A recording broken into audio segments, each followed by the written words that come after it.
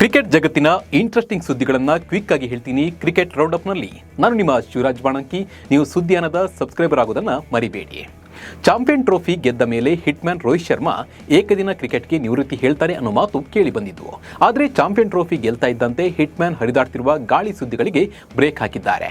ನಾನು ಏಕದಿನ ಸ್ವರೂಪದಿಂದ ನಿವೃತ್ತಿ ಹೊಂದುತ್ತಿಲ್ಲ, ದಯವಿಟ್ಟು ಇಂಥ ವದಂತಿಗಳನ್ನು ಹರಡಬೇಡಿ ಎಂದಿದ್ದಾರೆ. ಇದರೊಂದಿಗೆ ರೋಹಿತ್ ಶರ್ಮಾ ಏಕದಿನ ಕ್ರಿಕೆಟ್ನಲ್ಲಿ ಮುಂದುವರಿಯುವುದು ಕನ್ಫರ್ಮ್ ಆಗಿದೆ.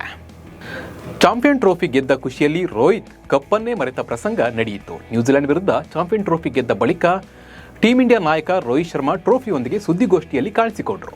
ಹೀಗೆ ಸುದ್ದಿಗೋಷ್ಠಿಯನ್ನ ಮುಗಿಸಿ ಹೊರಡುವಾಗ ಚಾಂಪಿಯನ್ ಟ್ರೋಫಿಯನ್ನ ಅಲ್ಲೇ ಬಿಟ್ಟು ಹೋಗಿದ್ದಾರೆ. ಕೂಡಲೇ ಅಲ್ಲಿದ್ದ ಸಿಬ್ಬಂದಿ ಟ್ರೋಫಿಯನ್ನ ಎತ್ಕೊಂಡು ಹೋಗಿ ಟೀಂ ಇಂಡಿಯಾ ನಾಯಕ ರೋಹಿತ್ ಶರ್ಮಾ ಕೈಗೆ ಕೊಟ್ಟಿದ್ದಾರೆ.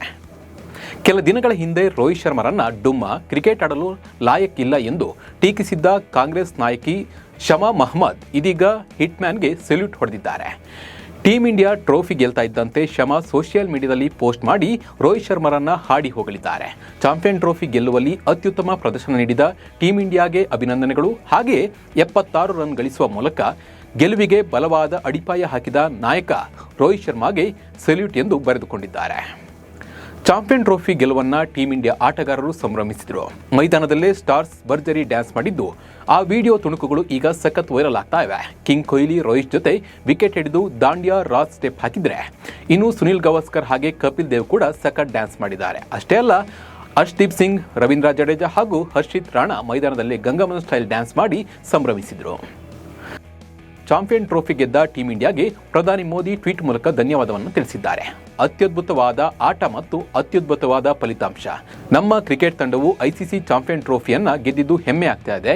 ನಮ್ಮ ತಂಡಕ್ಕೆ ಈ ಭವ್ಯವಾದ ಸರ್ವಾಂಗೀಣ ಪ್ರದರ್ಶನಕ್ಕಾಗಿ ಅಭಿನಂದನೆಗಳು ಎಂದು ಪ್ರಧಾನಿ ಎಕ್ಸ್ನಲ್ಲಿ ಪೋಸ್ಟ್ ಮಾಡಿದ್ದಾರೆ.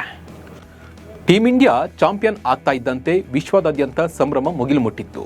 ಮಧ್ಯಪ್ರದೇಶದಲ್ಲೂ ಭರ್ಜರಿ ಸೆಲೆಬ್ರೇಷನ್ ನಡೀತಾ ಇತ್ತು.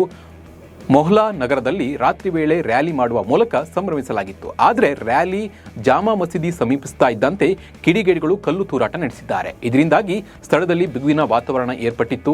ಎರಡು ಗುಂಪುಗಳ ಮಧ್ಯೆ ಘರ್ಷಣೆ ತಾರಕಕ್ಕೇರಿದ್ರಿಂದ ಸ್ಥಳಕ್ಕೆ ಪೊಲೀಸರು ಮತ್ತು ಭದ್ರತಾ ಸಿಬ್ಬಂದಿ ಆಗಮಿಸಿ ಪರಿಸ್ಥಿತಿಯನ್ನು ನಿಯಂತ್ರಿಸಿದ್ರು.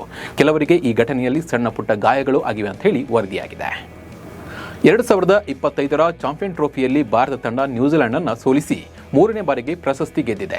ಇತ್ತ ಫೈನಲ್ ಪಂದ್ಯದಲ್ಲಿ ಸೋತರೂ ಕಿವೀಸ್ ತಂಡದ ಆಟಗಾರ ರಚಿನ್ ರವೀಂದ್ರ ಅತಿ ಹೆಚ್ಚು ರನ್ ಗಳಿಸಿ ಗೋಲ್ಡನ್ ಬ್ಯಾಟ್ ಮತ್ತು ಪಂದ್ಯಾವಳಿಯ ಅತ್ಯುತ್ತಮ ಆಟಗಾರ ಪ್ರಶಸ್ತಿಯನ್ನು ಪಡ್ಕೊಂಡ್ರು. ಇಡೀ ಪಂದ್ಯಾವಳಿಯಲ್ಲಿ ಆಡಿದ 4 ಇನ್ನಿಂಗ್ಸ್ಗಳಲ್ಲಿ 263 ರನ್ ಕಲೆ ಹಾಕಿದ ರಚಿನ್ ರವೀಂದ್ರ ಈ ಟೂರ್ನಿಯಲ್ಲಿ ಅತಿ ಹೆಚ್ಚು ರನ್ ಗಳಿಸಿದ ಆಟಗಾರರ ಪಟ್ಟಿಯಲ್ಲಿ ಅಗ್ರಸ್ಥಾನವನ್ನು ಪಡೆದುಕೊಂಡರು. ಚಾಂಪಿಯನ್ ಟ್ರೋಫಿಯಲ್ಲಿ ಪಾಕಿಸ್ತಾನದ ಹೀನಾಯ ಪ್ರದರ್ಶನದ ಬೆನ್ನಲ್ಲೇ ತಂಡದಲ್ಲಿ ಒಂದಿಷ್ಟು ಸರ್ಜರಿಗಳನ್ನು ಮಾಡಲಾಗಿತ್ತು. ಹಾಗೆ ಬಾಬರ್ ಅಜಂ ಪ್ರದರ್ಶನದ ಬಗ್ಗೆ ಟೀಕೆಗಳು ಕೇಳಿಬಂದಿತು. ಇದೀಗ ಟೀಕೆ ಮಾಡಿದವರಿಗೆ ಬಾಬರ್ ತಂದೆ ಅಜಂ ಸಿದ್ದಿಕ್ ತಿರುಗೇಟನ್ನು ನೀಡಿದ್ದಾರೆ. ಬಾಸ್ ಯಾವಾಗಲೂ ಸರಿಯಾಗಿ ಇರ್ತಾನೆ. ಐಸಿಸಿ ವರ್ಷದ T20 ತಂಡದ ಕ್ಯಾಪ್ ಪಡೆದರೂ ತಂಡದಿಂದ ಕೈಬಿಡಲಾಯಿತು. PSLನಲ್ಲಿ ಉತ್ತಮ ಪ್ರದರ್ಶನ ನೀಡಿ ಮತ್ತೆ T20 ತಂಡಕ್ಕೆ ಕಮ್ಬ್ಯಾಕ್ ಮಾಡ್ತಾರೆ. ಆದರೆ ಮಾಜಿ ಆಟಗಾರರ ಮಾತುಗಳಲ್ಲಿ ಹಿಡಿತಾ ಇರಲಿ, ಬಾಯಿಗೆ ಬಂದಂತೆ ಮಾತನಾಡಬೇಡಿ ಎಂದು ಎಚ್ಚರಿಕೆಯನ್ನು ನೀಡಿದ್ದಾರೆ. ಸೌತ್ ಆಫ್ರಿಕಾ ವೇಗಿ ಕಾರ್ಬಿನ್ ಬಾಷಾ IPLಗೆ ಎಂಟ್ರಿ ಕೊಟ್ಟಿದ್ದಾರೆ. ಮುಂಬೈ ಇಂಡಿಯನ್ಸ್ ತಂಡದ ಸೌತ್ ಆಫ್ರಿಕಾ ವೇಗಿ ಲಿಜಾಂಡ್ ವಿಲಿಯಮ್ಸ್ ಮೊಣಕಾಲಿನ ಗಾಯದ ಕಾರಣ ಈ ಬಾರಿಯ IPLನಿಂದ ಹೊರಗುಳಿದಿದ್ದಾರೆ. ಹೀಗಾಗಿ ಅವರ ಬದಲು ಮುಂಬೈ ಕಾರ್ಬಿನ್ ಅವರನ್ನು ಆಯ್ಕೆ ಮಾಡಿಕೊಂಡಿದೆ. ಆದರೆ ಇದಕ್ಕೂ ಮುನ್ನ ಪಾಕಿಸ್ತಾನ ಸೂಪರ್ ಲೀಗ್ ಆಡಲು ಇವರು ಸಹಿಯನ್ನು ಮಾಡಿದರು. ಇದೀಗ IPLನಲ್ಲಿ ಚಾನ್ಸ್ ಸಿಗ್ತಾ ಇದ್ದಂತೆ ಕಾರ್ಬಿನ್ PSLಗೆ ಕೈಕೊಟ್ಟಿದ್ದಾರೆ. ಈ ಬಾರಿಯ IPLನ ಮೆಗಾ ಹರಾಜಿನಲ್ಲಿ ಕಾಣಿಸಿಕೊಂಡಿದ್ದ ಹ್ಯಾರಿ ಬ್ರೂಕ್ ಅವರನ್ನು ಡೆಲ್ಲಿ ಕ್ಯಾಪಿಟಲ್ಸ್ ಬರೋಬ್ಬರಿ 6.25 ಕೋಟಿ ರೂಪಾಯಿಗೆ ಖರೀದಿಸಿತ್ತು. ಆದರೀಗ ಟೂರ್ನಿ ಆರಂಭಕ್ಕೆ ಕೆಲವೇ ದಿನಗಳು ಬಾಕಿ ಇರುವಾಗ ಬ್ರೂಕ್ IPLನಿಂದ ಹಿಂದೆ ಸರಿದಿದ್ದಾರೆ. ಈ ಬೆನ್ನಲ್ಲೇ ಹ್ಯಾರಿ ವಿರುದ್ಧ BCCI ಕ್ರಮ ಕೈಗೊಂಡಿದೆ. ಹ್ಯಾರಿ ಬ್ರೂಕನ್ನು 2 ವರ್ಷ ಬ್ಯಾನ್ ಮಾಡಲಾಗಿದೆ. ಇವಿಷ್ಟು ಕ್ರಿಕೆಟ್ ಜಗತ್ತಿನ ಇಂಟ್ರೆಸ್ಟಿಂಗ್ ಸುದ್ದಿಗಳು. ನಮಸ್ಕಾರ.